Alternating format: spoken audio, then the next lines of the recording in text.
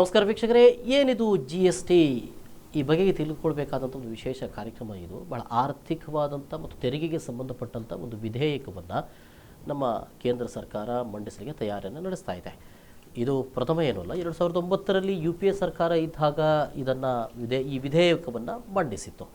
ಅನಂತರ 2014ರಲ್ಲಿ ಮೇ ತಿಂಗಳಲ್ಲಿ ಇದಕ್ಕೆ ಈಗಿನ NDA ಸರ್ಕಾರ ಅನುಮೋದನೆ ಅಂದರೆ ಇದನ್ನು ಪಾಸ್ ಮಾಡಿತ್ತು ಅಂತಲೇ ಹೇಳ್ಬೋದಾಗಿದೆ. ಇದೀಗ ಇದರ ಮೇಲೆ ಬಹಳ ಚರ್ಚೆಗಳು ನಡೆದರೆ ಲೋಕಸಭೆಯಲ್ಲಿ ಇದು ಪಾಸ್ ಆಗಿತ್ತು, ರಾಜ್ಯಸಭೆಯಲ್ಲಿ ಒಂದಷ್ಟು ಇದಕ್ಕೆ ತಡೆ ಉಂಟಾಗಿದೆ ಮತ್ತು ಆಯಾ ಕೆಲವು ರಾಜ್ಯ ಸರ್ಕಾರಗಳು ಕೂಡ ಇದರ ಬಗೆಗೆ ಒಂದಷ್ಟು ಸಾಧಕ ಬಾಧಕಗಳ ಬಗ್ಗೆ ಇದನ್ನು ಕೂಡ ನೋಡ್ತಾ ಇದ್ದಾವೆ. ಕೆಲವೊಂದು ರಾಜ್ಯ ಸರ್ಕಾರಗಳು ಒಪ್ಪಿಗೆ ಸೂಚಿಸಿದೆ. ಬಹುತೇಕ ಈ ಒಂದು ಏನು ಮಸೂದೆ ಇದೆ ಇದು ಪಾಸ್ ಆಗುವುದರಲ್ಲಿ ಎರಡು ಮಾತಿಲ್ಲ, ಪಾಸ್ ಆಗ್ತದೆ ಅಂತ ಕೂಡ ಹೇಳಲಾಗ್ತಾ ಇದೆ. ಹಾಗಾದರೆ ಏನಿದು GST?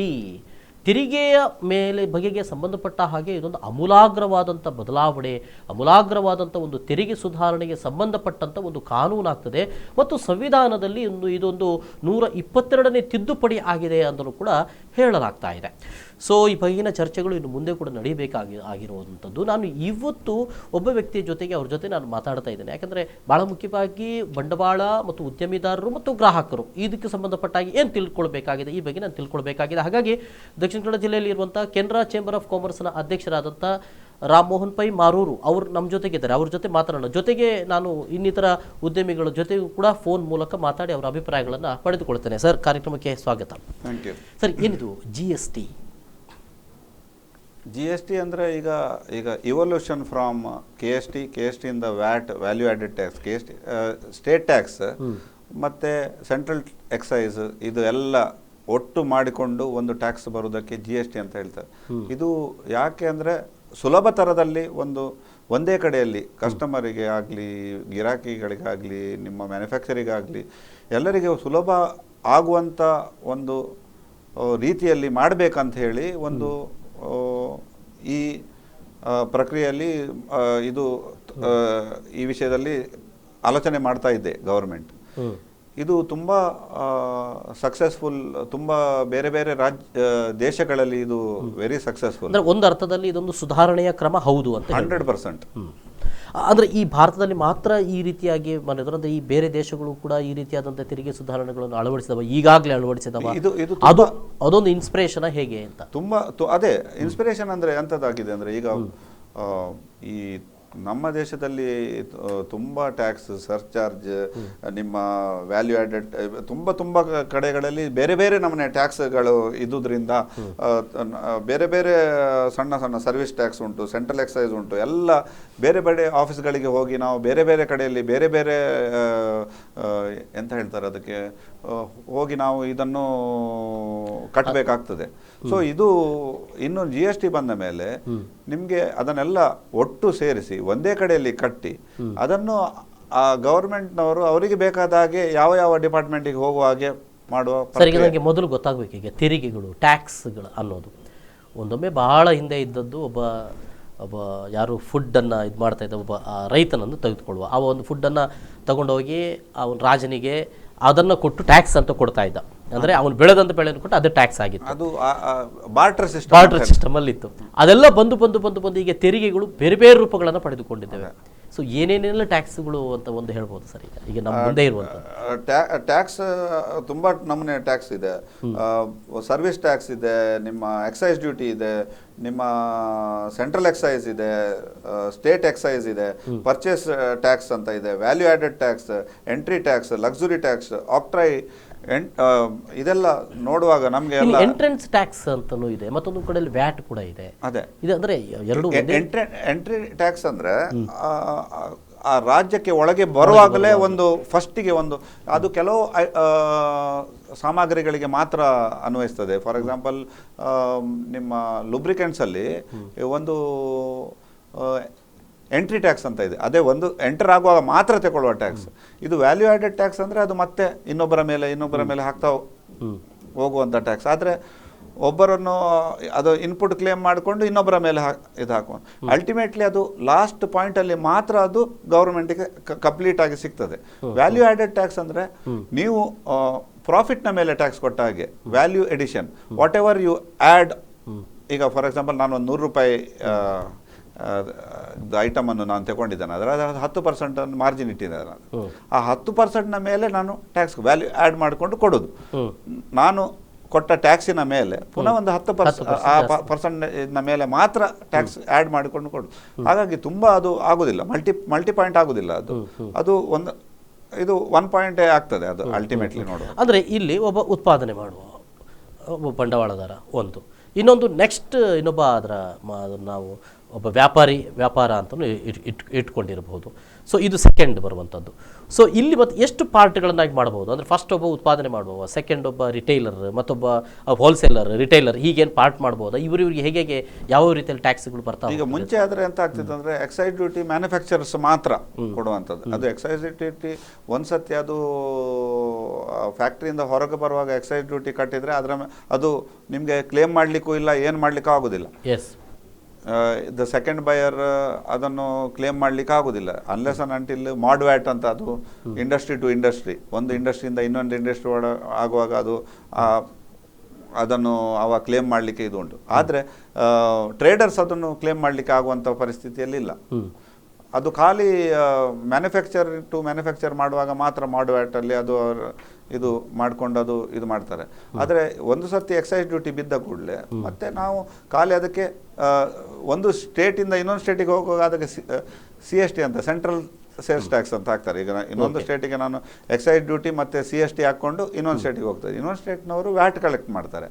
For example sometimes entry tax ಅವರು ಪೇ ಮಾಡೋದು, ಕಲೆಕ್ಟ್ ಮಾಡುವಂಥ ವಿಷಯ ಬರುತ್ತೆ. ಅಂದರೆ ಇಲ್ಲಿ ವ್ಯಾಟ್ಗಳು ಕೂಡ ಒಂದೇ ರೀತಿಯಾಗಿರುವುದಿಲ್ಲ, ಇಲ್ಲ ಎಂಟ್ರೆನ್ಸ್ ಟ್ಯಾಕ್ಸ್ಗಳು ಒಂದೇ ರೀತಿಯಾಗಿರೋದು. ನೋಡಿ, ಒಂದು ಎಕ್ಸಾಂಪಲ್ ಹೇಳುವುದಾದ್ರೆ ಮುಂಚೆ ಈಗ ವ್ಯಾಟ್ ಅಲ್ಲಿ ಮುಂಚೆ ಅಂತ ಹೇಳಿದ್ರೆ ಅಂದ್ರೆ ಒಂದು ಐಟಮಿಗೆ ಒಂದೇ ಲೆಕ್ಕದ್ದು ಎಲ್ಲ ಕಡೆಯಲ್ಲಿ ಅಂತ ಮಾಡಿದ್ದು ಸ್ಟಾರ್ಟಿಗೆ ಅದೇ ಆ ಪಾಲಿಸಿಯಲ್ಲಿ ಇತ್ತು. ಇದು ಇಲ್ಲಿ ಫಾರ್ ಎಕ್ಸಾಂಪಲ್ ಸ್ಪ್ರಿಂಗ್ ಪ್ಲೇಟಿಗೆ 14.5% ಆದರೆ ಕೇರಳದಲ್ಲೂ ಸಹ 14.5% ಅಂತ. ಆದರೆ ಅಲ್ಲಿ 5.5%, 5.5% ಇರ್ತದೆ ಕೆಲವು ಕಡೆ ಸ್ಟೇಟಲ್ಲಿ. ಅದು ನಮಗೆ ಭಯಂಕರ ಕಷ್ಟ ಆಗ್ತದೆ. ಯಾಕಂದರೆ ಕೇರಳದಿಂದ ಈ ನಮ್ಮ ಕಸ್ಟಮರ್ಗಳು ಇಲ್ಲಿಂದ ಕೇರಳಕ್ಕೆ ಹೋಗಿ ಪರ್ಚೇಸ್ ಮಾಡ್ಕೊಂಡು ಬರ್ತಾರೆ. ಅಲ್ಲಿಂದ ಫಾರ್ ಎಕ್ಸಾಂಪಲ್ ನಮ್ಮ ಸ್ಟೇಟಿಗೆ ಅದು ಲಾಸ್. ಒಂದೇ ಲೆಕ್ಕದ ಟ್ಯಾಕ್ಸ್ ಇದ್ದರೆ ಅದನ್ನು ಅನ್ಲೆಸ್ ಅಂಡ್ ಅಂಟಿಲ್ ಟೋಟ್ಲಿ ಅವನು ಅವಾಯ್ಡ್ ಮಾಡಿದ್ರೆ ಮಾತ್ರ ಅದು ಇದಾಗ್ತದೆ. ಇಲ್ಲದ್ರೆ ಎಲ್ಲರಿಗೂ. ಈಗ GST ಬಗ್ಗೆ ನನಗೆ ತಿಳ್ಕೊಳ್ಬೇಕಾಗಿರೋದು ಏನಿದು GST ಅಂದರೆ ಇವೆಲ್ಲವನ್ನು GST ಒಳಗೊಂಡಿರ್ತದ ಅಂತ. ಈಗ ಎಲ್ಲ ಟ್ಯಾಕ್ಸ್ಗಳನ್ನು ಇದಕ್ಕೆ ಹಾಕಿ ಬಿಡ್ತಾರ, ಅದು ಹೇಗೆ ಮ್ಯಾನೇಜ್ ಮಾಡ್ತಾರೆ? ಅದು ಮುಂಚೆ ಆ ಡಿಪಾರ್ಟ್ಮೆಂಟ್ಗಳೆಲ್ಲ ಬೇರೆ ಬೇರೆ ರೀತಿಯಲ್ಲಿ ಕಲೆಕ್ಟ್ ಮಾಡ್ತಿದ್ರು. ಅದಕ್ಕೆ ಈಗ ಎಂತಾಗಿದೆ ಅಂದರೆ ಇದರಲ್ಲಿ ಈಗ ಓನ್ಲಿ ಇನ್ನು ಒಂದೇ ಕಡೆಯಲ್ಲಿ ಕಲೆಕ್ಟ್ ಆಗುವಂಥದ್ದು. ಹಾಗಾಗಿ ನಮಗೆ ಅಂತ ಹೊರಗಿನವರಿಗೆ ಅಂದರೆ ಬಿಸ್ನೆಸ್ ಮ್ಯಾನಿಗಲ್ಲಿ ಕಾಣೋದು ಒಂದೇ ಟ್ಯಾಕ್ಸ್ ಅಂತ. ಆದರೆ it is said like that government will collect in one portion. ಅವರ ಸೆಂಟ್ರಲ್ ಅವರಿಗೆ ಮತ್ತೆ ಅವರವರು ಪಾಲು ಮಾಡಿಕೊಳ್ಳೋದು. ಒಂದು ನಿಮಿಷ, ಅಲ್ಲಿ ನಮ್ಮ ಜೊತೆಗೆ ಉದ್ಯಮಿ ಮತ್ತು ಎಕಾನಮಿಸ್ಟ್ ನಂದಗೋಪಾಲ್ ಶೆಣೆ ಅವರು ನಮ್ಮ ಜೊತೆ ನೇರ ಸಂಪರ್ಕದಲ್ಲಿದ್ದಾರೆ. ಸರ್ ನಮಸ್ಕಾರ. ನಮಸ್ಕಾರ. ಈಗ GST ಅನ್ನುವಂಥ ಒಂದು ಹೊಸ ತೆರಿಗೆ ಪದ್ಧತಿಯನ್ನು ಜಾರಿಗೆ ತರಲಿಕ್ಕೆ ಕೇಂದ್ರ ಸರ್ಕಾರ ಹೊರಟಿದೆ. ಈಗಾಗಲೇ ಬಿಲ್ಗಳು ಪಾಸ್ ಆಗ್ತದೆ ಅಂತ ಏನು ಹೇಳ್ತೀರಿ ಸರ್ GST ಬಗ್ಗೆ? GSTಯಲ್ಲಿ ಕೇಂದ್ರ ಹಾಗೂ ರಾಜ್ಯಗಳು ಏಕಕಾಲಕ್ಕೆ ಸರಕು ಮತ್ತು ಸೇವೆಗಳಿಗೆ ತೆರಿಗೆಯನ್ನು ವಿಧಿಸುವಂತಹ ಪದ್ಧತಿ. ಇದರಲ್ಲಿ ಪ್ರತಿಯೊಂದು ರಾಜ್ಯದಲ್ಲಿ ಆಯಾ ರಾಜ್ಯಗಳು ಅವರ ಶಾಸನದಂತೆ, ಅವರ ಕಾಯ್ದೆಯಂತೆ ರಾಜ್ಯ GSTಯನ್ನು ವಿಧಿಸಲು ಅವಕಾಶವಿದೆ. ಹಾಗೂ ಕೇಂದ್ರ ಸರ್ಕಾರವು ಕೇಂದ್ರ GST CGSTಯನ್ನು ವಿಧಿಸಲು ಅವಕಾಶವಿದೆ. ಅಂತಾರಾಜ್ಯ ವಹಿವಾಟುಗಳಲ್ಲಿ ಕೇಂದ್ರಕ್ಕೆ ಈ ಬಗ್ಗೆ ತೆರಿಗೆ ವಿಧಿಸುವ ಅಧಿಕಾರವಿದೆ. ಅದನ್ನು ನಾವು IGST ಎಂದು ಕರೆಯುತ್ತೇವೆ. ಈಗ ಇಲ್ಲಿ ಬೇರೆ ಬೇರೆ ತೆರಿಗೆಗಳನ್ನು ಒಂದರಲ್ಲೇ ಹಾಕಿ ಕೊಡ್ತಾರೆ ಅಂತ ಅನ್ನೋದು, ಎಲ್ಲವೂ ಬರ್ತದೆ ಅಂತ ನಾವು ಅಂದ್ಕೊಳ್ಬೋದಾ? ಮತ್ತೆ ಇನ್ನೊಂದು ತೆರಿಗೆ ಕೊಡ್ಲಿಕ್ಕಿಲ್ಲ ಅಂತ ಅಂದ್ಕೊಳ್ಬೋದಾ? ಏನ್ ಹೇಳ್ತೀರಿ ಸರ್ ಇದ್ರ ಬಗ್ಗೆ? GST ಬಂದ ನಂತರ ಪ್ರತಿಯೊಂದು ರಾಜ್ಯದಲ್ಲಿ ವ್ಯಾಟ್ ಅಥವಾ ಕೇಂದ್ರದಲ್ಲಿ ಎಕ್ಸೈಸ್, ಸರ್ವಿಸ್ ಟ್ಯಾಕ್ಸ್ ಹಾಗೂ ರಾಜ್ಯಗಳಲ್ಲಿ ಎಂಟ್ರಿ ಟ್ಯಾಕ್ಸ್ ನ ಪ್ರತ್ಯೇಕವಾದ ಅಸ್ತಿತ್ವ ಇರುವುದಿಲ್ಲ. ಕಸ್ಟಮ್ಸ್ ಡ್ಯೂಟಿ ಎಂದಿನಂತೆ ಇರುತ್ತದೆ, ಅದರಲ್ಲಿ ಬದಲಾವಣೆ ಇಲ್ಲ. ಕೆಲವೊಂದು ವಸ್ತುಗಳಿಗೆ GST ಇಂದ ಹೊರಗಿಟ್ಟಿದ್ದಾರೆ.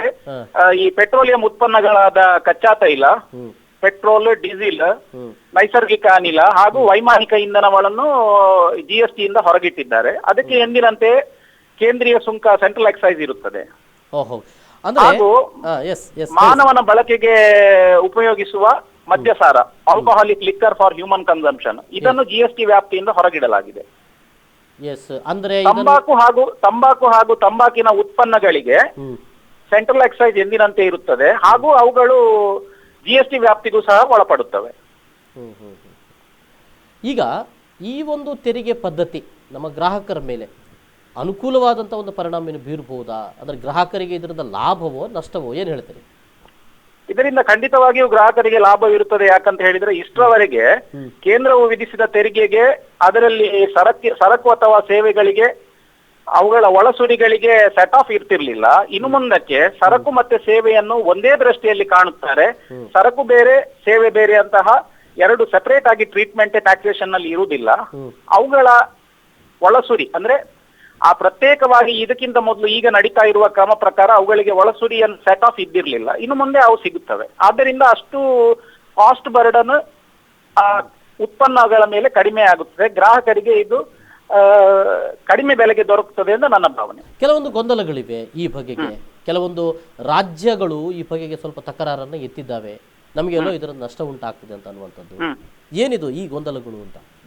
ಅದು ಖಂಡಿತ ತಪ್ಪು. ಯಾಕಂತ ಹೇಳಿದ್ರೆ ಇಷ್ಟರವರೆಗೆ ರಾಜ್ಯಗಳಿಗೆ ಸೇವೆಯ ಮೇಲೆ ತೆರಿಗೆ ವಿಧಿಸುವ ಅವಕಾಶವಿರಲಿಲ್ಲ. ಇನ್ನು ನಮ್ಮ ಒಟ್ಟು ರಾಷ್ಟ್ರೀಯ ಉತ್ಪನ್ನವನ್ನು ತೆಗೆದು ನೋಡಿದರೆ 60% ಮಿಗಿಲಾಗಿ ಅದರಲ್ಲಿ ಸೇವೆ which is coming from services. ಆದುದರಿಂದ ಇದು ಒಂದು ಎಮರ್ಜಿಂಗ್ ಟ್ಯಾಕ್ಸೇಷನ್ ಆಪರ್ಚುನಿಟಿ ರಾಜ್ಯಗಳಿಗೆ ಇಂದು GST ಬರುವಾಗ ಸಿಗುವುದರಿಂದ ಖಂಡಿತವಾಗಿಯೂ ಅವರಿಗೆ ತೆರಿಗೆ ಪಾಲು ಕಡಿಮೆ ಆಗಬಹುದು ಎಂಬ ಅವರ ಭಯ ಅರ್ಥರಹಿತವಾದದ್ದು. ಅಂತೂ ಒಟ್ಟಿನಲ್ಲಿ ಒಂದು ಒಳ್ಳೆಯ ಕ್ರಮ ಅಂತ ಹೇಳ್ತಾರೆ. ಹೌದು ಹೌದು. ಎಸ್ ಸರ್, ನಂದಗೋಪಾಲ್ ಅವರೇ ಧನ್ಯವಾದಗಳು ಸರ್ ನಮ್ಮ ಜೊತೆ ಮಾತಿಗೆ ಸಿಕ್ಕಿದ್ದಕ್ಕೆ. ನಮಸ್ಕಾರ. ಅಂದರೆ ಎಲ್ಲ ಟ್ಯಾಕ್ಸ್ಗಳನ್ನು ಒಂದೇ ಇದರಲ್ಲಿ ಹಾಕ್ಕೊಳ್ತಾರೆ. ಇದರಿಂದ ಸ್ವಲ್ಪ ನಾವು ಒಂದು ಸ್ವಲ್ಪ ಉಸಿರಾಡಿಕೊಳ್ಳಿಕ್ಕೆ, ಅಂದರೆ ಇಲ್ಲದಿದ್ದರೆ ಇದಕ್ಕೊಂದು ಸಪ್ರೇಟ್ ಹೋಗಬೇಕು, ಇದಕ್ಕೊಂದು ಸಪ್ರೇಟ್ ಕೊಡಬೇಕು, ಈಗಿರುವಂಥ ಈ ಜಂಜಾಟಗಳು ಇದರಿಂದ ಮಾಯ ಆಗ್ಬೋದಾ? ಏನು ಹೇಳ್ತೀವಿ? ಡೆಫಿನೆಟ್ಲಿ ಇದರಿಂದ ಮಾಯ ಆಗ್ತದೆ. ಯಾಕಂದರೆ ನಾವು 10 ಕಡೆಗೆ ಹೋಗುವ ನಿಮಗೆ ಈಗ ಫಾರ್ ಎಕ್ಸಾಂಪಲ್ ಈಗ ಇಲ್ಲಿ ಇದು ಬಂದಿದೆ ಅಂತದ್ದು ನಂಬರ್ 1 ಯಾವುದಿದು, ನಾವು ಈಗ ಎಲ್ಲ ಟ್ಯಾಕ್ಸ್ ಒಂದೇ ಕಡೆಯಲ್ಲಿ ಕಟ್ಬೋದು. ಹೌದು, ನೆಮ್ಮದಿ ಕೇಂದ್ರ ಅಥವಾ ಮ್ಯಾಂಗ್ಳೂರ್ ಒನ್. ಹೌದು, ಆ ಥರದ್ದು ಇರುವಾಗ ನಿಮಗೆ ಅದು ಎಲ್ಲ ಟ್ಯಾಕ್ಸನ್ನು ಒಂದೇ ಕಡೆಯಲ್ಲಿ ಕಟ್ಟುವಾಗ ಸುಲಭ ಆಗ್ತದೆ. ಹಾಗೆ ಇದು ಕೂಡ ಮತ್ತೆ ನಿಮಗೆ ಇದೆಲ್ಲ ಕಡಿಮೆ ಆಗ್ತದೆ. ಅಂಥದ್ದು ಕಾನ್ಫ್ಲಿಕ್ಟ್ಸ್, ಇದಕ್ಕೆ ಎಷ್ಟು, ಇದಕ್ಕೆ ಎಷ್ಟು, ಇದು ಒಂದೇ ನಮೂನೆ ಟ್ಯಾಕ್ಸ್ ಒಂದ್ಸತಿ ಕಟ್ಟಿದ್ರೆ ಅಲ್ಲಿಗೆ ಮುಗೀತು, ಪುನಃ ಅದರ ಮೇಲೆ ಚರ್ಚೆ ಇಲ್ಲ. ಸೊ ಆದುದರಿಂದ ಜನರಿಗೆ ಡೆಫಿನೆಟ್ಲಿ ಅದು ಸುಲಭವಾಗ್ತದೆ. ಮತ್ತು ತುಂಬ ಈಸನ್ ಅಪ್ ಮಾಡುವ ರೀತಿಯಲ್ಲಿ even government is thinking in that lines. ಅಂದರೆ ಎಲ್ಲರೂ ಇದರ ಒಳಗೆ ಬರಬೇಕು ಅಂತ. ಮತ್ತು ಗೌರ್ಮೆಂಟಿಗೆ ಬೆನಿಫಿಟ್ ಅಂತ ಅಂದರೆ ಇದರಲ್ಲಿ ಕಳ್ಳ ವ್ಯಾಪಾರ ಮಾಡುವವರಿಗೆಲ್ಲ ತುಂಬ ಕಷ್ಟ ಉಂಟು ಇನ್ನು. ಅಂದರೆ ಇಲ್ಲಿಗೆ ಗೂಡ್ಸ್ ಆ್ಯಂಡ್ ಸರ್ವಿಸ್ ಅಂತಲೇ ಹಾಕಲಾಗಿರುವಂಥದ್ದು ಇದನ್ನು. ಅಂದರೆ ಭಾಳ ಮುಖ್ಯವಾಗಿ ಈ ಸಾಗಾಟಕ್ಕೆ ಸಂಬಂಧಪಟ್ಟಾಗೆ ಬಹಳಷ್ಟು ತೆರಿಗೆಗಳು ಅಲ್ಲೇ ಕೊಡಲಿಕ್ಕೆ ಇತ್ತು ಅಂತಂದರೆ ವ್ಯಾಟ್ ಆಗಲಿ, ರೆಂಟ್ ಆ್ಯಂಡ್ ಟ್ಯಾಕ್ಸ್ ಆಗಲಿ, ಆಕ್ಟ್ರಾಯ್ ಆಗಲಿ, ಇದನ್ನೆಲ್ಲ ಈಗ ಒಟ್ಟಿಗೆ ತಂದದ್ರಿಂದ ಯಾವ ಸಂದರ್ಭದಲ್ಲಿ ಇದನ್ನು ಕೊಡಲಿಕ್ಕೆ ಇರ್ತದೆ ಅಂತ. ಅಂದರೆ ಅಲ್ಲಿ ಈಗ ಒಂದು ವಾಹನವನ್ನು ಒಂದು ಕಡೆ ಒಂದು ಸ್ಟೇಟಿಂದ ಮತ್ತೊಂದು ಸ್ಟೇಟ್ಗೆ ಅಲ್ಲೇ ಕಟ್ಟಬೇಕಾಗಿದೆಯಾ, ಅಥವಾ ಆತ ಯಾವಾಗ ಒಂದು ವಸ್ತುವನ್ನು ತೆಗೆದುಕೊಂಡು ಹೋಗಿರ್ತಾನೆ ಅದಕ್ಕಿಂತ ಮೊದಲೇ ಕಟ್ಟಬೇಕಾಗಿದೆಯಾ, ಇದನ್ನು ಯಾವಾಗ ಕಟ್ತಾನೆ ಅಂತ ಒಬ್ಬ. ಈಗ ಫಾರ್ ಎಕ್ಸಾಂಪಲ್ ಒಂದು ಐಟಮ್ ನಾನು ಬೇರೆ ಸ್ಟೇಟಿಂದ ತಗೊಳ್ತೇನೆ, ಅವ ಬಿಲ್ ಮಾಡುವಾಗ ನಮಗೆ ಅದರಲ್ಲಿ GST ಹಾಕಿಯೇ ಕೊಡ್ತಾನೆ. ಎಸ್. ಈಗ ಅದು ನನಗೆ ಬಂದ ಮೇಲೆ ನಾನು ಅದನ್ನು ಇನ್ಪುಟನ್ನು ಕ್ಲೇಮ್ ಮಾಡ್ಬೋದು ಗೌರ್ಮೆಂಟ್ ಹತ್ರ. ಸೊ 100 ರೂಪೀಸ್ ಪ್ಲಸ್ 20%, 120 ನನಗೆ ಬಿಲ್ ಆಗ್ತದಾದರೆ ಆ 20 ನಾನು ಗೌರ್ಮೆಂಟ್ ಹತ್ರ ಕ್ಲೇಮ್ ಮಾಡೋದು. ನಮ್ಮ ಪ್ರಾಫಿಟನ್ನು ಒಂದು 10%, 5% ಇಟ್ಟು ಅದರ ಮೇಲೆ ಪುನಃ 105 ಮೇಲೆ ನಾನು 20% ಹಾಕೋದು. ಹಾಗಾಗಿ ಅದು ಎಲ್ಲ ಕಡೆಯಲ್ಲಿ ಅದು ಆಗ್ತಾ ಇರ್ತದೆ. ಆದರೆ ಅದಕ್ಕೆ ನಿಮಗೆ ಇನ್ಪುಟ್ ಕ್ಲೇಮ್ ಮಾಡೋದ್ರಿಂದ ಅದರದ್ದು ಪಾಯಿಂಟ್ ಆಗೋದಿಲ್ಲ, ಮಲ್ಟಿಪಲ್ ಇದು ಜಾಸ್ತಿ ಆಗ್ತಾ ಹೋಗೋದಿಲ್ಲ. ಎಸ್. ಖಾಲಿ ನೀವು ಐಟಮ್ನ ಮೇಲೆ ಮತ್ತು ನಿಮ್ಮ ಲಾಭದ ಮೇಲೆ ಮಾತ್ರ ಟ್ಯಾಕ್ಸ್ ಆಗಿ ಹೋಗ್ತದೆ. ಅದು ಒಟ್ಟಿನಲ್ಲಿ ಒಂದು ಎಲ್ಲ ತೆರಿಗೆಗಳನ್ನು ಒಂದೇ ಇದರಲ್ಲಿ ಹಾಕಿಕೊಂಡು ಒಂದು ಒಂದು ಮಟ್ಟದಲ್ಲಿ ಒಂದು ಸುಧಾರಣೆಯ ಒಂದು ಕ್ರಮವನ್ನು ಸರ್ಕಾರ ತೆಗೆದುಕೊಂಡಿದೆ ಅಂತ ಅನ್ನುವಂಥದ್ದು. ಎಸ್ ಸರ್, ಒಂದಷ್ಟು ಮಾಹಿತಿಗಳನ್ನು ನಾನು ತೆಗೆದುಕೊಳ್ಬೇಕಾಗಿದೆ. ವೀಕ್ಷಕರೇ, ಒಂದು ಸಣ್ಣ ಬ್ರೇಕ್ ತಗೊಳ್ತೇನೆ. ಬ್ರೇಕ್ ನಂತರ ಮತ್ತೆ ಕಾರ್ಯಕ್ರಮ ಮುಂದುವರಿಯುತ್ತೆ.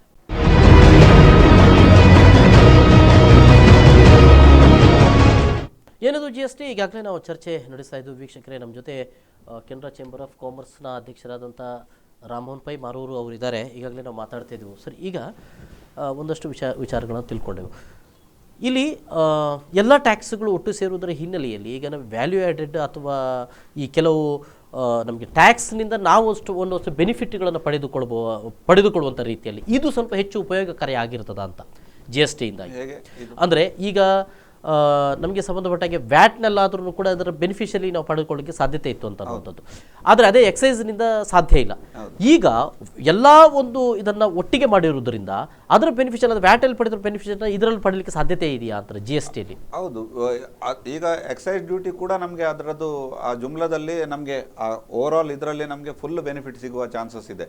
ಹಾಗಾಗಿ ನಮಗೇನು ನಮ್ಮ ಇದು ಬೆನಿಫಿಟ್ ಎಕ್ಸ್ಪೋರ್ಟ್ ಮಾಡುವವರಿಗೆ ತುಂಬ ಬೆನಿಫಿಟ್. ಈಗ ನಾನು ಕೂಡ ಎಕ್ಸ್ಪೋರ್ಟ್ ಮಾಡ್ಬೋದು ಇನ್ನು, ಯಾಕಂದರೆ ನಮಗೆ ಅದರದ್ದು ಫುಲ್ ಬೆನಿಫಿಟ್ ತೆಗಿಲಿಕ್ಕೆ ಆಗ್ತದೆ. ಮುಂಚೆ ಆದರೆ ನಾನು ಎಕ್ಸ್ಪೋರ್ಟ್ ಮಾಡಬೇಕಾದ್ರೆ ನನಗೆ ಎಕ್ಸೈಸ್ ಡ್ಯೂಟಿ ಇದು ಪೋರ್ಷನ್ ಅದು 12.5% ಎಷ್ಟು ಎಕ್ಸೈಸ್ ಡ್ಯೂಟಿ ಇರ್ತದೆ, ಅದರದ್ದು ನಮಗೆ ಬೆನಿಫಿಟ್. ಈಗ ನನ್ನ ಕಾಸ್ಟೇ ಅಷ್ಟು ಕಡಿಮೆ ಆಗ್ತದೆ.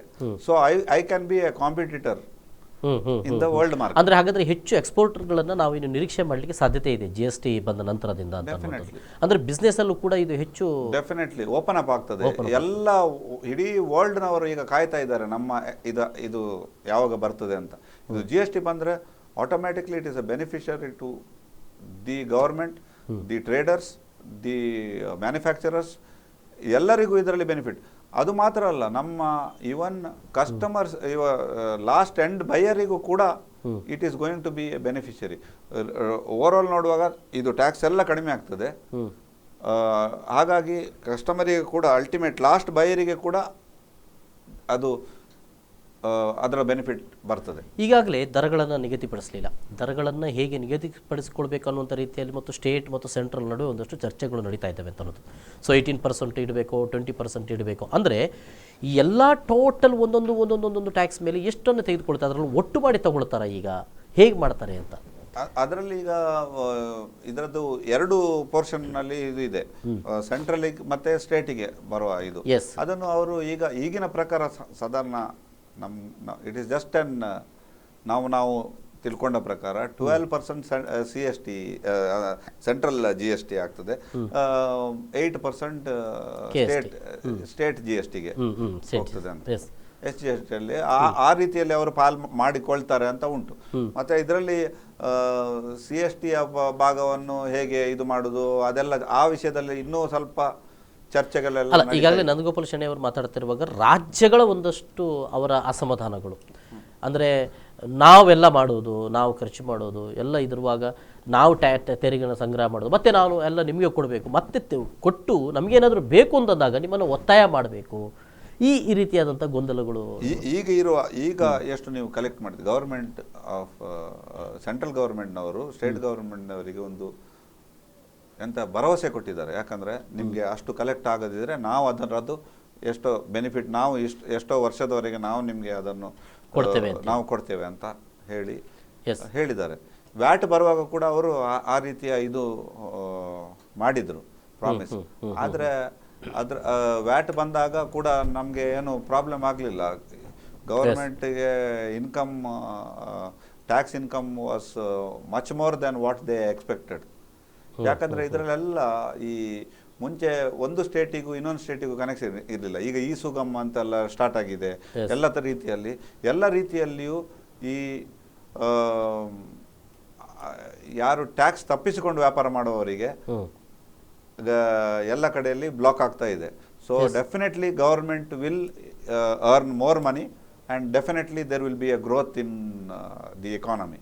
ಎಸ್, ಅದರ ಜೊತೆಗೆ ಒಂದು ಬಹಳ ಮುಖ್ಯವಾಗಿ ಕೆನರಾ ಚೇಂಬರ್ ಆಫ್ ಕಾಮರ್ಸ್ ಇದು ಬಂದಂಥ ಸಂದರ್ಭದಲ್ಲಿ ನಿಮ್ಮ ಅಭಿಪ್ರಾಯಗಳು ಏನಿದ್ವು? ಅಂದರೆ KST ಅನ್ನುವಂಥ ಒಂದು ಇದನ್ನು GST ಅನ್ನುವಂಥ ಒಂದು ಕಾನೂನನ್ನು ಜಾರಿಗೊಳಿಸ್ತಾರೆ, ಸರ್ಕಾರ ತರ್ತದೆ. ಅಂದರೆ 2009ರಲ್ಲಿ ಅವ್ರು ಮಾಡಿದ ಸಂದರ್ಭದಲ್ಲಿ UPA ಸರ್ಕಾರ ಮಾಡಿದ ಸಂದರ್ಭ ಏನು ಒಪಿನಿಯನ್ ಆಗಿತ್ತು ಆ ಸಂದರ್ಭದಲ್ಲಿ? ಒಂದು ಗೊಂದಲಗಳಿತ್ತು ಹೇಗೆ ಅಂತ? ಅದು ಹೇಗೆ ಬರ್ತದೆ ಅಂತ ನಮಗೆ ಗೊಂದಲ ಅಂದರೆ ಎಂಥದ್ದು, ನಾವು ಯಾವಾಗಲೂ ನೋಡೋದಂತ ಅಂದರೆ ನಮಗೆ ಎಂಥದ್ದು ಬೆನಿಫಿಟ್ ಸಿಗ್ತದೆ ಅಂತ. ಬೆನಿಫಿಟ್ ಅಂದರೆ ಮಾನಿಟರಿ ಬೆನಿಫಿಟ್ ಅಂತಲ್ಲ, ನಮಗೆ ಎಷ್ಟು ಸುಲಭ ರೀತಿಯಲ್ಲಿ ನಮಗೆ ಉಪದ್ರ ಆಗಬಾರ್ದು.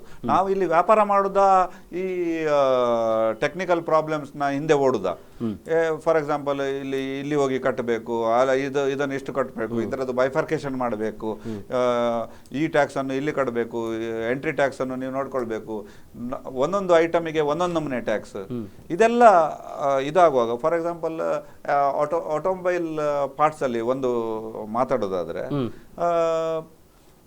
ಆಟೋಮೊಬೈಲ್ ಸ್ಪೇರ್ ಪಾರ್ಟ್ಸಿಗೆ 14.5%. ಎಸ್. ಟ್ರ್ಯಾಕ್ಟರ್ ಪಾರ್ಟ್ಸ್ ಅಂದರೆ ಅಗ್ರಿಕಲ್ಚರಲ್ ಇದು ಪಾರ್ಟ್ಸಿಗೆ 5.5%. ಈಗ ಒಂದು ಕ್ಲಚ್ ಡಿಸ್ಕ್ ಮಾಡ್ತಾರೆ, ಅದು ಟ್ರ್ಯಾಕ್ಟಿಗೂ ಸೇಮ್ ಕ್ಲಚ್ ಡಿಸ್ಕ್, ಆಟೋಮೊಬೈಲಿಗೂ ಸೇಮ್ ಕ್ಲಚ್ ಡಿಸ್ಕ್. ಇದರಲ್ಲಿ ನೀವು ಗವರ್ಮೆಂಟ್ನವ್ರು ಎಂತ ಮಾಡ್ತಾರೆ, ನಾವು ಬಿಸ್ನೆಸ್ ಮ್ಯಾನ್ಗಳು ನಾನು ಟ್ರ್ಯಾಕ್ಟರ್ ಹೇಳಿ ಇದಕ್ಕೆ ಮಾರಿದ್ರು 5.5% ನಾನು ಕೊಟ್ಟು ತಗೊಳ್ತೇನೆ, ಗವರ್ಮೆಂಟಿಗೆ ಲಾಸ್ ಆಗಲಿಲ್ವಾ? ಎಸ್. ಸೊ ಇದೆಲ್ಲ ಅಂದರೆ ಇದನ್ನು ಗಮನಿಸಲಿಕ್ಕೆ ಸಾಧ್ಯ ಆಗ್ತದ ಅಂತ ಈ ಅಂದರೆ ಬಿಡಿ ಬಿಡಿ ಬಿಡಿ ಅದೇ ತುಂಬಾ ಹೀಗೆ ಮಾಡಿದ್ರೆ ತುಂಬಾ ಕಷ್ಟ. ಒಂದೇ ರೀತಿಯ ಟ್ಯಾಕ್ಸ್ ಇದ್ರೆ ಇಟ್ ವಿಲ್ ಬಿ ಈಸಿ. ಮತ್ತೆ ಈ ನಾವು ಲಿಟಿಗೇಷನ್ ಹಾಕುವಂಥದ್ದು ಇದು ಇದಕ್ಕೆ ನಾನು ಬಲ್ಬ್ಸ್ ಕೂಡ ಹಾಗೆ, ಬಲ್ಬ್ ಉಂಟಲ್ಲ ನಮ್ಮ ಆಟೋಮೊಬೈಲ್ ಬಲ್ಬ್ಸ್, ಅದರಲ್ಲಿ ಅದು ಟ್ರ್ಯಾಕ್ಟರಿಗೆ ಬಲ್ಬ್ ಸೇಮ್, ಟ್ರ್ಯಾಕ್ಟರಿಗೂ ಬಲ್ಬ್ ಸೇಮ್, ನಿಮ್ಮ ವೆಹಿಕಲ್ಗೂ ಬಲ್ಬ್ ಸೇಮ್, ಹೆಡ್ಲೈಟ್ ಬಲ್ಬ್ಸ್ ಇಲ್ಲಾಂದ್ರೆ ಟೇಲ್ ಲೈಟ್ ಬಲ್ಬ್ಸ್, ಇದರಲ್ಲೆಲ್ಲ ಕನ್ಫ್ಯೂಷನ್.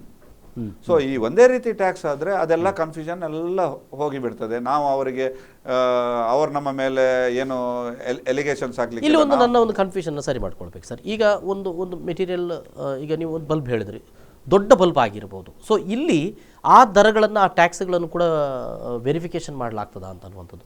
ಅಂದರೆ ಇದರ ಹೌದು ಬೈಫರ್ಕೇಶನ್ ಮಾಡಲಿಕ್ಕೆ ಸಾಧ್ಯತೆ ಇದೆಯಾ ಅಂತ ಇಲ್ಲಿ ನಾನು ಹೇಳೋದು. ಜಿ ಎಸ್ ಟಿಯಲ್ಲಿ ಅವರು ಅಲ್ಲ ಒಂದೊಂದು ಇದಕ್ಕೆ ಫಾರ್ ಎಕ್ಸಾಂಪಲ್ ಬಲ್ಬ್ಸಿಗೆ ಒಂದೇ ರೀತಿಯ ಟ್ಯಾಕ್ಸ್, ಇನ್ನೊಂದು ಮಾಡಲಿಕ್ಕೆ ಚಾನ್ಸಸ್ ಉಂಟು. ಫಾರ್ ಎಕ್ಸಾಂಪಲ್ ನೀವು ಖಾಲಿ ಗೋಲ್ಡಿಗೆ 14-20% ಹಾಕಿದರೆ ಯಾರು ತಗೊಳ್ತಾರೆ ಗೋಲ್ಡ್?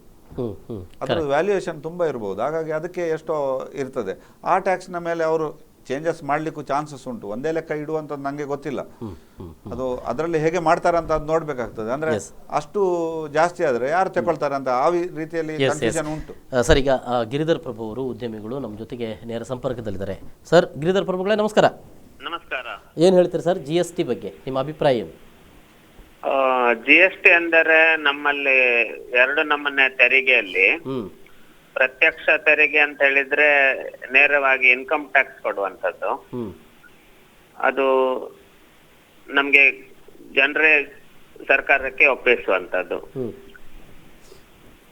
ಇದು ಪ್ರತ್ಯಕ್ಷ ಅಲ್ಲ, ಅಪ್ರತ್ಯಕ್ಷ ತೆರಿಗೆ. ಅದಕ್ಕೆ ರಾಜ್ಯಗಳಲ್ಲಿ ಈಗ ವ್ಯಾಟ್ ಅಂತ ಏನು ನಾವು ಕೊಡ್ತಾ ಇದ್ದೇವೆ, ಈಗ ಒಂದು 30,000 ಟಿವಿ ತಕೊಂಡ್ರೆ ಅದರಲ್ಲಿ 14.5% ಹಾಕ್ತಾರೆ ಬಿಲ್ ಅಲ್ಲಿ. ನಾವು ಯಾವ ಅಂಗಡಿ ಹೋದ್ರು ಈಗ ಟ್ಯಾಕ್ಸ್ ಪರೋಕ್ಷವಾಗಿ ಕಾಣ್ತದೆ. ಹೌದು. ಅದಕ್ಕೆ ಸಾಮಾನ್ ಅಂತ ಹೇಳ್ತೇವೆ, ಅಂದ್ರೆ ಇದು ಸಾಮಗ್ರಿಗಳ ಮೇಲೆ ಅಂತ. ಹೌದು. ಈಗ ಸೇವೆ ಮೇಲೆ ಇರುವುದು ತೆರಿಗೆ ಅದು ಕೇಂದ್ರ ಸರ್ಕಾರಕ್ಕೆ ಮಾತ್ರ ಸೀಮಿತವಾಗಿತ್ತು. ಅದು ನಾವು ಯಾರು ಸೇವೆ ಕೊಡ್ತಾರೆ, ಈಗ ಪ್ರತಿಯೊಬ್ರು ಈಗ ಟೆಲಿಫೋನ್ ಬಿಲ್ಲಿನಲ್ಲಿ ಕೂಡ ಸೇವೆ ತೆರಿಗಿದೆ. ಹೌದು. ನಾವು ಚಾರ್ಟರ್ಡ್ ಅಕೌಂಟ್ ಬಿಲ್ ಮಾಡುವಾಗ ಸೇವೆ ತೆರಿಗೆ ಹಾಕ್ತಾರೆ. ಈಗ ಇಡೀ ರಾಷ್ಟ್ರದಲ್ಲಿ ಸೇವೆಗಳ ಪ್ರಮಾಣ ಹೆಚ್ಚಾದದರಿಂದ ಅದು ರಾಜ್ಯಗಳಿಗೂ ಸೇವೆಯ ತೆರಿಗೆ ನೇರವಾಗಿ ಮಾಡುವಂತದ್ದು ಒಂದು ದೊಡ್ಡ ಸಂವಿಧಾನಿಕ ಮತ್ತು ಸಾರ್ವತ್ರಿಕ ಕಾನೂನು. ಅದಕ್ಕೆ ಈಗ 3-4 ವರ್ಷದಿಂದ ಆಗಿ ಈಗ ನಮ್ಗೆ ಅಳವಡಿಕೆ ಮುಂದೆ ಬರುವಾಗ ಮುಖ್ಯವಾಗಿ ನಮ್ಗೆ ಈಗ ನಮ್ಮ ಚೇಂಬರ್ ಅಧ್ಯಕ್ಷರಿದ್ದಾರೆ, ಈಗ ಹರಿಯಾಣದಿಂದ ಇಲ್ಲ ಬಂಗಾಳದಿಂದ ಇಲ್ಲದಿದ್ರೆ ಮುಂಬೈಯಿಂದ ನಾವು ಇಲ್ಲಿ ಯಾವುದೇ ಸರಕು ತರುವಾಗ ಮೊದ್ಲು 4% ಕೇಂದ್ರದ ಸೇಲ್ಸ್ ಟ್ಯಾಕ್ಸ್ ಅಂತಿತ್ತು CST, ಅದೀಗ 2%ಗೆ ಬಂದಿದೆ. ಅದು ಮುಖ್ಯವಾಗಿ 0 ಆಗ್ಬೇಕಿತ್ತು. 4 ವರ್ಷ ಮೊದಲು ಆಶ್ವಾಸನೆ ಮಾಡಿದ್ರು, ಅದು 0 ಆದ್ರೆ ಮಾತ್ರ ಇದ್ರದ್ದು ನಮ್ಗೆ ರಾಷ್ಟ್ರದಲ್ಲಿ ಹ್ಮ್ ಒಂದು ಸಮತೋಲನೆ ಬರ್ತದೆ. ಇಲ್ಲದ್ರೆ ನಾವು ಒಂದು ಕಡೆ ಮಾಡಿ ಇನ್ನೊಂದು ಕಡೆ ಮಾಡ್ತಾ ಮಾಡ್ತಾ ಹೋಗ್ತಾ ಹೋಗ್ತಾ ಎರಡು ಆಗಿ ಅದು ನಮ್ಗೆ ಯಾವುದೇ ಸಾಮಗ್ರಿಗೆ ಒಂದು ಒತ್ತು ಹಾಕ್ತಿತ್ತು. ಸೊ ನಾವು 28 ರಾಜ್ಯಗಳಿದ್ರೆ 28 ರಾಜ್ಯಗಳ ಕಾನೂನು ಇದು ಯಾವುದು ವ್ಯಾಟ್ ಅಂತ. ರಾಷ್ಟ್ರಕ್ಕೆ ಸರಿಯಾಗಿ ಒಂದು ಸಮತೋಲನೆ ತರ್ಲಿಕ್ಕೆ ಅವರು ಇದು ಸುಂಕ ಮತ್ತು ನಮ್ಮ ರಾಜ್ಯ ತೆರಿಗೆಗಳನ್ನು ಸಮ್ಮಿಲನ ಮಾಡಿ ಬಿಲ್ಲಿನಲ್ಲಿ ಒಂದೇ ಬರ್ಬೇಕಂತ ಪ್ರಯತ್ನ. ಈಗ ಇವರು ಪಾರ್ಲಿಮೆಂಟ್ ಮಾಡಿ ಇಲ್ಲದಿದ್ರೆ ರಾಜ್ಯಗಳೆಲ್ಲ ಅದು ಪಾಸ್ ಮಾಡುವಾಗ ಏಪ್ರಿಲ್ 1ರಲ್ಲಿ ಆಗುದಿಲ್ಲ, ಒಂದು 6 ತಿಂಗಳ ನಂತರ ಅಂತ ಹೇಳ್ತಾರೆ. ಯಾವಾಗ್ಲೂ ಬರ್ಬೋದು ಅದ್ರ ನಂತರ ಅಂತ. ಅಂದ್ರೆ ಇದು ಜಾರಿಯಾದ ನಂತರ ಈ ಗೊಂದಲಗಳು ಕಡಿಮೆ ಆಗಬಹುದಾ ಅಂತ? ಅಂದ್ರೆ ಪ್ರತ್ಯಕ್ಷ ತೆರಿಗೆಗಳು ಹಾಗೆ ಇರುವಾಗ ಪರೋಕ್ಷ ತೆರಿಗೆಗಳು ಮಾತ್ರ ಈ ರೀತಿಯಾಗಿ ಒಂದು ಒಟ್ಟು ಸೇರ್ತದೆ ಅಂತ ಅನ್ನುವಂಥದ್ದು. ಈ ನೋಡಿ, ನಮ್ಮ ವ್ಯಾಪಾರಿಗಳಿಗೆ ತೊಂದರೆ ಅಂತ ನಾವು ಏನ್ ಹೇಳ್ತೇವೆ ಅದು ಹೋಗುದು. ನಾವು ವ್ಯಾಪಾರಿಗಳು ನಾವು ಜನರಿಂದ ಅದನ್ನು ತಕೊಂಡು ರಾಜ್ಯಗಳಿಗೆ ಒಪ್ಪಿಸುವುದು. ನಮಗೆ ಗೊಂದಲ ಅಂತ ಹೇಳಿದ್ರೆ ಅದು ನಮ್ದಲ್ವಲ್ಲ. ನಮ್ಮ ಗ್ರಾಹಕರಿಂದ ನಾವು ವಸೂಲಿ ಮಾಡಿ ಸರ್ಕಾರಕ್ಕೆ ಕೊಡುದು. ನಾವು ಒಂದು ನಮ್ಗೇನು ಅದ್ರಲ್ಲಿ ಸಂಬಳ ಇಲ್ಲ, ಕಮಿಷನ್ ಇಲ್ಲ, ಏನಿಲ್ಲ. ರಾಷ್ಟ್ರಕ್ಕೆ ಸೇವೆ ಆದ್ರೂ ನಮ್ಗೆ ವ್ಯಾಪಾರಿಗಳು ಅದಕ್ಕೆ ಏನು ಗೌರವ ಅಂತ ಕೊಡ್ತಾ ಇಲ್ಲ. ನಿಮ್ಮ ವೀಕ್ಷಕರಿಗೆ ಏನು ಮನವಿ ಮಾಡುದಂತ ಏನ್ ಹೇಳಿದ್ರೆ, ಅಪ್ರತ್ಯಕ್ಷ ತೆರಿಗೆ ಎಲ್ಲ ಜನರಿಂದಲೇ ಬರುವುದು ಅಂತ ಹೇಳಿ. ಆಗ ನಮ್ಗೆ ಆದಷ್ಟು ಮಟ್ಟಿಗೆ ಕಮ್ಮಿ ಕೆಲಸ ಮಾಡುವಷ್ಟು ಸರ್ಕಾರ ಮಾಡಿ ಕೊಟ್ರೆ ನಮ್ಮ ಬವಣೆ ಕಮ್ಮಿ ಆಗ್ತದೆ. ಯಾವುದು ವಸೂಲಿ ಮಾಡಿದ್ದೆ ನಾವು ಕೊಡುವಂತದ್ದು. ಅದ್ರಲ್ಲಿ ಗೊಂದಲ ಸೃಷ್ಟಿ ಇಲ್ಲದಾಗೆ ಮಾಡೋದಿದ್ರೆ ನಮ್ಗೆ ಅದು ಕಾನೂನು ರೀತಿಯಲ್ಲಿ ಸರಿಯಾಗಿರ್ಬೇಕು. ಅಂದ್ರೆ ನಾವು ವಸೂಲಿ ಮಾಡೋದು ಎಷ್ಟು, ಸರ್ಕಾರಕ್ಕೆ ಪಾವತಿ ಎಷ್ಟು ಅಂತ ಹೇಳಿ. ಈಗ ಇದರ ಗುಣಗಳು ಏನಂತ ನಮ್ಗೆ ಹೇಳ್ತಾರೆ ಹೇಳಿದ್ರೆ, ನಾವು ಸೇವೆಯನ್ನು ಕೂಡ ನಾವು ಅದರಲ್ಲಿ ಸೇರಿಸುವಾಗ ನಮ್ಗೆ ಭಾರ ಬೀಳದಾಗೆ ಮಾಡ್ತಾರೆ ಅಂತ ಹೇಳಿ. ಬಟ್ ಭಾರ ಬೀಳಾಗೆ ಮಾಡುವಾಗ ನಮ್ಗೆ ಈಗ 12 ವರ್ಷದಿಂದ ಈಗ ನೀವು ಮೊನ್ನೆ ಒಂದು ಕಾಂಗ್ರೆಸ್ ಮತ್ತೆ ಇವರು ಬಿಜೆಪಿ ಅವರ ಒಂದು ಪ್ರಧಾನ ಮಂತ್ರಿ ಮೀಟಿಂಗ್ ಅಲ್ಲಿ 18% ಆಗ್ಬೇಕಂತ ಕಾಂಗ್ರೆಸ್ ಹೇಳ್ತಿದ್ದದ್ದು. ಸರ್ಕಾರ ಅದಕ್ಕೆ ಮಿತಿ ಇರಬಾರ್ದು, ನಮ್ಗೆ ಬಿಡ್ಬೇಕಂತ ಹೇಳೋದಿತ್ತು. ಅದರಿಂದ 14 ಇದ್ದಿದ್ದು 18 ಆಗತ್ತಲ್ಲ ಈಗ. ಈಗ ಭಾರ ಬೀಳುದು ಗ್ರಾಹಕರ ಮೇಲೆ. 30,000 ರೂಪಾಯಿಯಿಂದ ನೀವು ಸೀದಾ ಟಿವಿಗೆ ಕೊಡುವಾಗ 5,400 ಆಡ್ ಆಗ್ತದಲ್ಲ ಅಲ್ಲಿ. ಸೊ ಭಾರ ಅಂತ ಹೇಳುದೆಲ್ಲ ಗ್ರಾಹಕರ ಮೇಲೆನೆ. ಅದರಿಂದ ಇದ್ರಲ್ಲಿ ಅದು ಭಾರ ಕಮ್ಮಿ ಆಗ್ಬೇಕಿದ್ರೆ ಆ 30,000 ಇದ್ದದ್ದು ನಾವು 28,000 ಇಲ್ಲ 26,000ಗೆ ಕೊಡುವಂತದ್ದು ಆ ಪ್ರಕ್ರಿಯೆ ಅದು ಉದ್ದಿಮೆಗಳಿಗೆ ಸೌಕರ್ಯ ಕೊಡುವ ಹಾಗೆ ತೆರಿಗೆ ಇದ್ದಾರೆ. ಈಗ ನೀವು ಯಾವುದೇ ಒಂದು ಈಗ ಮೊದ್ಲು ಗೊತ್ತಾಗ್ತಿರ್ಲಿಲ್ಲ. ಈಗ ಪೆಟ್ರೋಲಿಗಂತದ್ದು ಒಂದು ವಿಷಯದಲ್ಲಿ ನಾವು 63 ಕೊಡುವಾಗ ಮೂಲಭೂತವಾಗಿ ಅದಕ್ಕೆ ಇರುವುದು ರೇಟ್ 28 ರೂಪಾಯಿ ಲೀಟರ್. 62 ರೂಪಾಯಿಂದ 28 ಎಲ್ಲ ತೆರಿಗೆನೆ ಹೋಗುದು. ಇದೆಲ್ಲ ನಾವು ಹೇಳ್ತೇವೆ ಅಪ್ರತ್ಯಕ್ಷ ತೆರಿಗೆ ಅಂತ.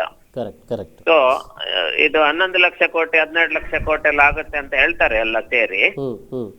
ಅದಕ್ಕೆ ನಾವು ತೆರಿಗೆ ಅಂತದ್ದು ಪ್ರಶ್ನೆ ಬಂದಾಗ ಜನರಿಂದೇ ವಸೂಲಾಗೋದು ಹೊರತು ಅದು ನಾವು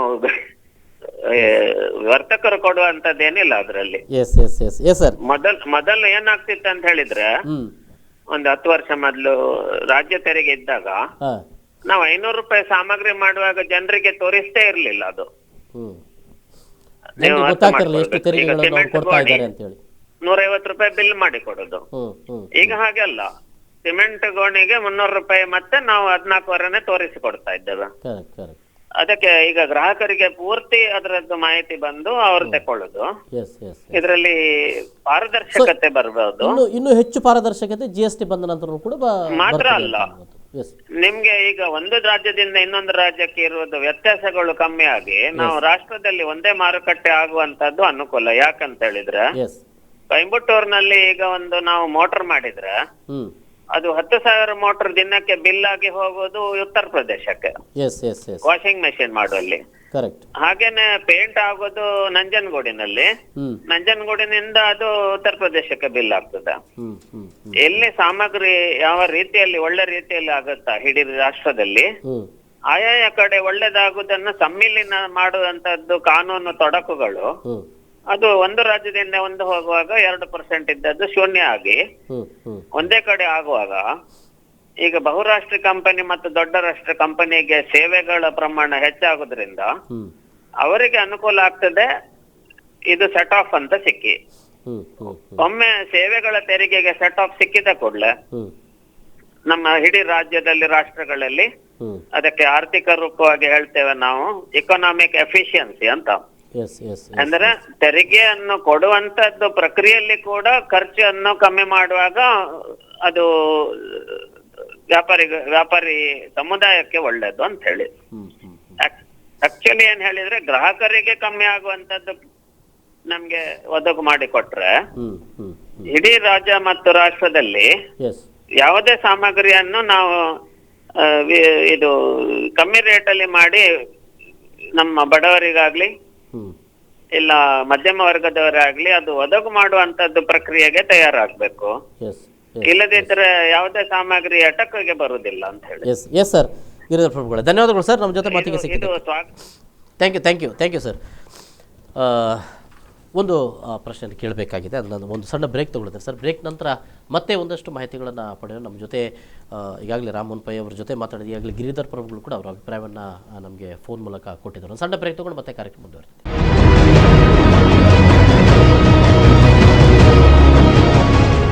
ಮತ್ತೊಮ್ಮೆ ಸ್ವಾಗತ ವೀಕ್ಷಕರೇ. ಏನಿದು GST, ಒಂದಷ್ಟು ಗೊಂದಲಗಳಿರುವುದು ಸಹಜ. ಸರ್ಕಾರಗಳು ಬೇರೆ ಬೇರೆ ರೀತಿಯಾದಂಥ ಕಾನೂನುಗಳಿಗೆ ತಿದ್ದುಪಡಿ ತರುವಾಗ ಇದೀಗ ಈ ಒಂದು ಕಾನೂನಿಗೆ ತಿದ್ದುಪಡಿ ತಂದಿರುವಂಥದ್ದು ತೆರಿಗೆಗೆ ಸಂಬಂಧಪಟ್ಟ ಹಾಗೆ ಎಲ್ಲ ಕಡೆಯೂ ಕೂಡ ಒಂದು ಒಳ್ಳೆಯ ಅಭಿಪ್ರಾಯ ಇದೆ. ಯಾಕಂದರೆ ಬಹಳ ಮುಖ್ಯವಾಗಿ 2009ರಲ್ಲಿ UPA ಸರ್ಕಾರ ಇದ್ದಾಗ ಇದನ್ನು ಬಿಲ್ಲನ್ನು ಮಂಡನೆ ಮಾಡಿತ್ತು. ಆ ನಂತರದಲ್ಲಿ ಇದೀಗ NDA ಸರ್ಕಾರ ಬಂದಾಗ ಅದಕ್ಕೆ ಈಗ ಅದನ್ನು ಪಾಸ್ ಮಾಡಿದೆ. ಈ ಬಗ್ಗೆ ಕೆಲವೊಂದು ಚರ್ಚೆಗಳು ಇದ್ದಾವೆ.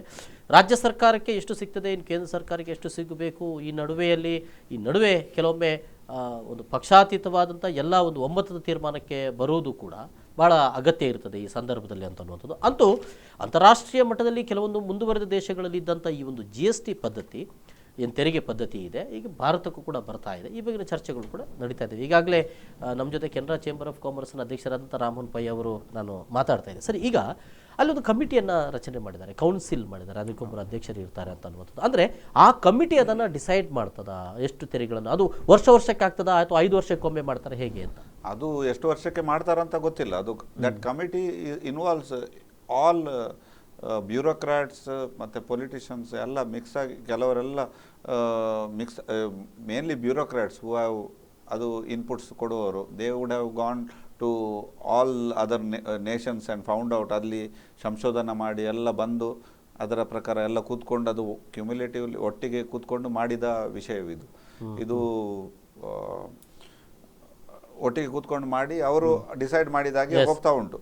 ಇದರಲ್ಲಿ ಅಲ್ಲ, ಈಗ ಈ ರೇಟನ್ನು ಫಿಕ್ಸ್ ಮಾಡೋದ್ರಲ್ಲಿ ಗೊಂದಲಗಳಿದ್ದಾವ, ಅದನ್ನು ಕಮಿಟಿ ಮಾಡಬೇಕಾಗಿದೆಯಾ ಹೇಗೆ ಅಂತ ನೋಡಿ. ಅದು ಎಂತ ಗೊತ್ತಿಲ್ಲ, ಎವ್ರಿಥಿಂಗ್ ಹ್ಯಾಸ್ ಗಾಟ್ ಎಮಿಕಬಲ್. ಕೆಲವು ಇದರಲ್ಲೆಲ್ಲ ಈಗ ಫಾರ್ ಎಕ್ಸಾಂಪಲ್ ಈಗ ನೋಡಿದ ಪ್ರಕಾರ ರಾಜ್ಯ ಸರ್ಕಾರದವರು ಕಂಪ್ಲೀಟ್ಲಿ ಅಂದರೆ ಅಲ್ಲ, ಇದು NDA ಮತ್ತು UPA ಈಗ ಇದು ಎಲ್ಲಿ ಸಿಕ್ಕಿಕೊಂಡು ಬಿದ್ದಿದೆ ಅಂದ್ರೆ ಈ ಎರಡು ಮೊದಲು ಅವರು ಪಾಸ್ ಮಾಡಿದ್ರು, ಇದು ಬಿಲ್ ಅನ್ನು ಮಂಡನೆ ಮಾಡಿದ್ರು, ಇವರು ಅದಕ್ಕೆ ಇದರಲ್ಲಿ ನನ್ನ ಹೇಳಿಕೆ ಏನಂದ್ರೆ ಇದನ್ನು ನಾವು across party lines for the good of the country ನಾವು ಮೂವ್ ಮಾಡಬೇಕು.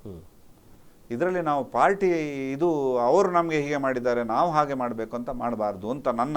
ಯಾವುದಾದ್ರೂ ಒಂದು ಇಶ್ಯೂ ಆದರೂ ಕೂಡ ಗವರ್ಮೆಂಟ್ನವರು ಅಕ್ರಾಸ್ ಪಾರ್ಟಿ ಲೈನ್ಸ್ ಮಾಡಬೇಕು. ಅಂದರೆ ಆ ವಿಷಯದ ಮೇಲೆ ಚರ್ಚೆ ಮಾಡಬೇಕಲ್ಲದೆ ಪಾರ್ಟಿ ಇಟ್ಕೊಂಡು ಮಾಡಬಾರ್ದು ಅಂತ ನನ್ನ. ಈಗ ಮತ್ತೊಬ್ಬರು ನಮ್ಮ ಜೊತೆ ಬಸ್ತಿ ನಾರಾಯಣ ಶೆಣಿ ಅವರು, ನಿವೃತ್ತ ಬ್ಯಾಂಕ್ ಅಧಿಕಾರಿಗಳು ಕೂಡ ಹೌದು, ಎಕಾನಮಿಸ್ಟ್ ಕೂಡ ಹೌದು. ಸರ್ ನಮಸ್ಕಾರ. ನಮಸ್ಕಾರ. ಇದೀಗ GST ಬಹಳಷ್ಟು ಚರ್ಚೆ ಆಗ್ತಾ ಇದೆ ಸರ್, ಏನು ಹೇಳ್ತಾರೆ ಸರ್? ಏನು ಹೇಳ್ತಾರೆ ಸರ್ GST ಬಗ್ಗೆ? ಅಲ್ಲ, GST ನಮ್ಮ ದೇಶಕ್ಕೆ ಖಂಡಿತವಾಗಿ ಬೇಕು. ಯಾಕಂದ್ರೆ ಇದನ್ನ ಇಂಟ್ರೊಡ್ಯೂಸ್ ಮಾಡಿದ್ರೆ it will be one of the greatest tax reform in our country. ಯಾವ ಕಾರಣಕ್ಕಾಗಿ ಅಂತ ಹೇಳ್ತೀರಿ? ಏನ್ ಲಾಭ?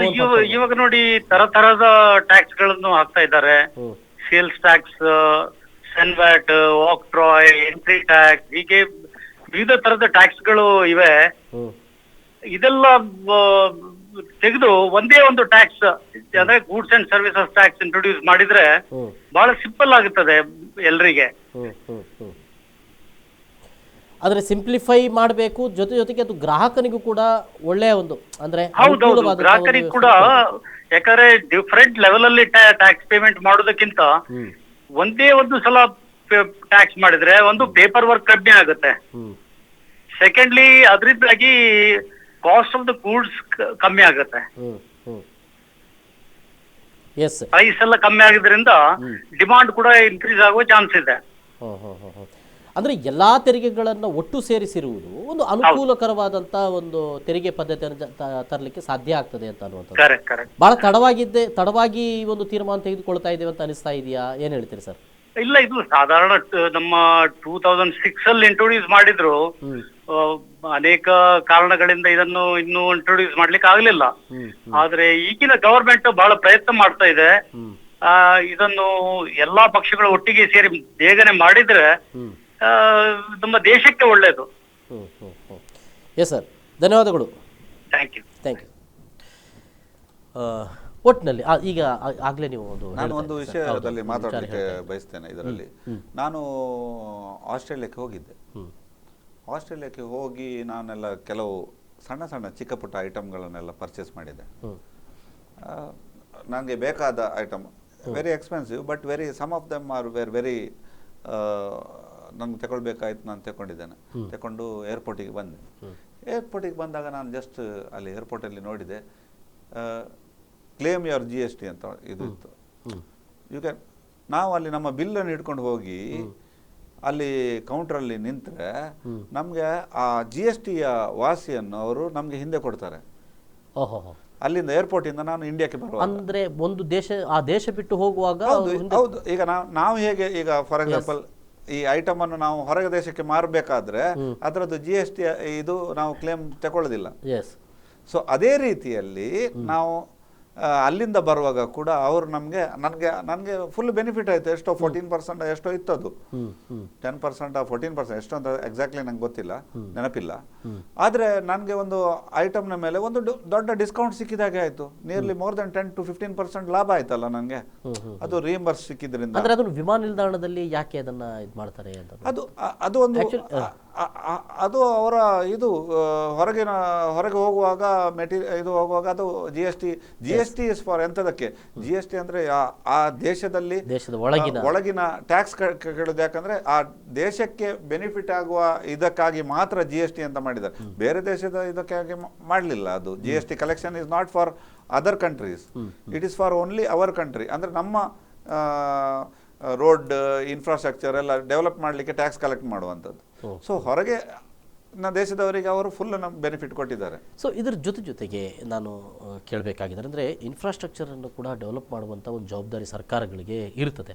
ಯಾವ ರೀತಿಯಲ್ಲಿ ತೆರಿಗೆಗಳ ಮೂಲಕ ಸುಧಾರಣೆ ತರ್ತದೋ, ಅಂದರೆ ತೆರಿಗೆಗಳನ್ನು ಹೆಚ್ಚು ಮತ್ತು ಅದ್ರ ಭಾಳ ನೀಟಾಗಿ ಸರ್ಕಾರದ ಬೊಕ್ಕಸಕ್ಕೆ ಬಂದು ಸೇರಬೇಕು ಅನ್ನುವಂಥ ಕಾನೂನುಗಳು ಸರ್ಕಾರ ಜಾರಿಗೊಳಿಸದೆ. ಆದರೆ ಅದೇ ಇನ್ಫ್ರಾಸ್ಟ್ರಕ್ಚರ್ಸ್ಗಳನ್ನು ಮತ್ತು ಇದಕ್ಕೆ ಸಂಬಂಧಪಟ್ಟ ಹಾಗೆ ಅಂತ ಮೂಲಭೂತ ಸೌಕರ್ಯ ಕೊಡುವಲ್ಲಿ ಕೂಡ ಅದು ಒಂದು ಸಾರ್ಥಕತೆಯನ್ನು ಪಡೀಲಿಕ್ಕೆ ಸಾಧ್ಯ ಉಂಟಾ ಅಂತ, ಇದೆಯಾ ಅಂತ ಯಾವುದರಲ್ಲಿ ಈಗ ಯಾವ ರೀತಿಯಲ್ಲಿ ಟ್ಯಾಕ್ಸ್ಗೆ ಸಂಬಂಧಪಟ್ಟ ಹಾಗೆ ಒಂದು ಸುಧಾರಣೆಗಳು ತರ್ತದೆ ಸರ್ಕಾರ, ಅದೇ ರೀತಿ ಇನ್ಫ್ರಾಸ್ಟ್ರಕ್ಚರ್ಗೂ ಕೂಡ ಮಾಡಬೇಕು. ಎಲ್ಲದಕ್ಕೂ ಮಾಡಬಹುದು. There should be a systems where you can lock everything. ಅಂದ್ರೆ ಎಂತ ಹೇಳ್ತಾರಂದ್ರೆ ಎಕ್ಸಾಕ್ಟ್ಲಿ ವರ್ಡ್ ಯೂಸ್ ಮಾಡೋದಾದ್ರೆ ಅದಕ್ಕೆ ರೆಸ್ಪಾನ್ಸಿಬಿಲಿಟಿ ಅಲ್ಲ, ಎಂಥದ್ದು ಅಂದ್ರೆ ಆನ್ಸರೇಬಲ್, ಹಿ ಈಸ್ ಆನ್ಸರೇಬಲ್. ಯಾರಾದ್ರೂ ಒಂದು ಕೆಲಸ ಮಾಡುವಾಗ ದೇ ಆರ್ ಆನ್ಸರೇಬಲ್. ಈ ಕೆಲಸ ಮಾಡಿದೆ ಆದರೆ ಈಗ ಗುಜರಾತ್ ಎಲ್ಲಿಯ ಒಂದು ದೇಶ ಇದರಲ್ಲಿ ಒಂದು ರೋಡ್ ಮಾಡಲಿಕ್ಕೆ 1 ಕೋಟಿ ಅಂತ ಕಾಂಟ್ರಾಕ್ಟ್ ಇದು ಮಾಡಿದರೆ ಅವರಿಗೆ immediately the government is saying we are going to give you 2 crores. 1 ಕೋಟಿದು ಕೆಲಸ ರೋಡಿದು ಈಗ ಟೆಂಡರ್ ಅಲ್ಲಿ ಅವರು ಕೇಳಿದ್ದಾರೆ, ನಾನು ನಿಮ್ಗೆ 2 ಕೋಟಿ ಕೊಡ್ತೇನೆ, 5 ವರ್ಷಕ್ಕೆ ಅದನ್ನು ಮೇಂಟೈನ್ ಮಾಡಬೇಕು ಅಂತ. ಇದು ಬಂದಾಗ ಅವ ಎಂತ ಮಾಡ್ತಾನಂದ್ರೆ ಅದರಲ್ಲಿ ಫುಲ್ ಇಂಟ್ರೆಸ್ಟ್ ತಗೊಂಡು ಫಸ್ಟಿಗೆ ಮಾಡುವಾಗಲೇ ಕರೆಕ್ಟ್ ಆಗಿ ಮಾಡ್ತಾನೆ. ಯಾಕಂದ್ರೆ ಅವನಿಗೆ ಮತ್ತೆ ಇದರಲ್ಲಿ ಖರ್ಚಿಲ್ಲದಿದ್ರೆ ಅವ ಅದರಲ್ಲಿ ಸೇವ್ ಮಾಡ್ಬೋದು. Yes. So this is the concept should come in. ನಮ್ಮಲ್ಲಿ ಈಗ ಆಗಿದ್ರೆ ಏನಾಗ್ತದೆ ಅಂತ ಹೇಳಿದ್ರೆ, ಈಗ ನೀನು ಅದನ್ನ ಕಟ್ಟು ಅಷ್ಟೇ, ಅದು ಹೇಗಿದೆ ಹೇಗಾಗಿದೆ ಅದರ ಅವನ ಮೇಲೆ ಏನು ಒತ್ತಡ ಇಲ್ಲ, ಮತ್ತೆ ಅದು ಹಾಳಾದ್ರೆ ಸಹ ಅವನ ಮೇಲೆ ಏನು ಅವನಿಗೆ ಇದಿಲ್ಲ, ಅವನ ಹಣ ಸಿಕ್ಕಿದ್ರೆ ಅಲ್ಲಿಗೆ ಮುಗಿಯಿತು. ಅಂದರೆ ಈ ರೀತಿಯಾಗಿ ಒಂದು ತೆರಿಗೆಗಳ ಮೂಲಕ ಅಂದರೆ ನಾವು ಸರ್ಕಾರದ ಬೊಕ್ಕಸಕ್ಕೆ ನಾವು ಕೊಡುವ ಸಂದರ್ಭದಲ್ಲೂ ಕೂಡ ನೀವು ಹೇಳಿದಾಗೆ ಸರ್ಕಾರ ಆನ್ಸರೇಬಲ್, ನಾವು ಕೊಡುವಂಥ ಒಂದು ತೆರಿಗೆಗಳನ್ನು ಕೂಡ ಸರ್ಕಾರ ಅದೇ ರೀತಿಯಲ್ಲಿ ಅದನ್ನು ಮಾಡ್ಲಿ. ಇನ್ನು ಮುಂದೆ ಭಾರಿ ಕಷ್ಟ ಉಂಟು ಸರ್ಕಾರಕ್ಕೆ, ಯಾರು ಪೊಲಿಟಿಷಿಯನ್ಸ್ ಆಗಲಿ ಯಾರಿಗಾದ್ರೂ ಇನ್ನು ದೇ ಕಾಂಟ್ ಜಸ್ಟ್, ಅಂದರೆ ಮೀಡಿಯಾ ಇದೆ, ಇವರಿದ್ದಾರೆ, ಎಲ್ಲರೂ ಈಗ ಕ್ವಶನ್ ಮಾಡ್ತಾ ಇದ್ದಾರೆ. ಅಂದ್ರೆ ಮತ್ತೊಂದು ಕಡೆಯಲ್ಲಿ ಕಂಪ್ಯೂಟರೈಸ್ಡ್ ಆಗಿರೋದು ಆದುದರಿಂದ ಬಹಳ ನೇರವಾಗಿ ಪ್ರತ್ಯಕ್ಷವಾಗಿ ನಮ್ಗೆ ಗೊತ್ತಾಗ್ತದೆ ಅಂತ. ಮತ್ತೆ RTI ಉಂಟು, ನೀವು ಬೇಕಾದದನ್ನು ಈಗ ಇನ್ನೂ ಸಹ ಅದು ಇದಾಗಿ ನಮ್ಮ ದೇಶ ಇನ್ನು 10 ವರ್ಷ ಹೋದರೆ ನನ್ನ ಪ್ರಕಾರ we will be the number 1 in the world. ಅತ್ಯಧಿಕ ಒಂದು ಪಾಪ್ಯುಲೇಷನ್ ಇರುವುದು ಕೂಡ ಇದು ಅಂದ್ರೆ ಅಷ್ಟು ಒಳ್ಳೆ ಗ್ರಾಹಕರಿದ್ದಾರೆ, ಕಸ್ಟಮರ್ಸ್ ಇದ್ದಾರೆ, ದೊಡ್ಡ ಸಂಖ್ಯೆ. Our country is the youngest country in the world. ಹಾಗಾಗಿ ಡೆಫಿನೆಟ್ಲಿ ಇನ್ನೂ ಬೆಳಿಲಿಕ್ಕೆ ತುಂಬಾ ಅವಕಾಶ ಇದೆ. ಎಸ್.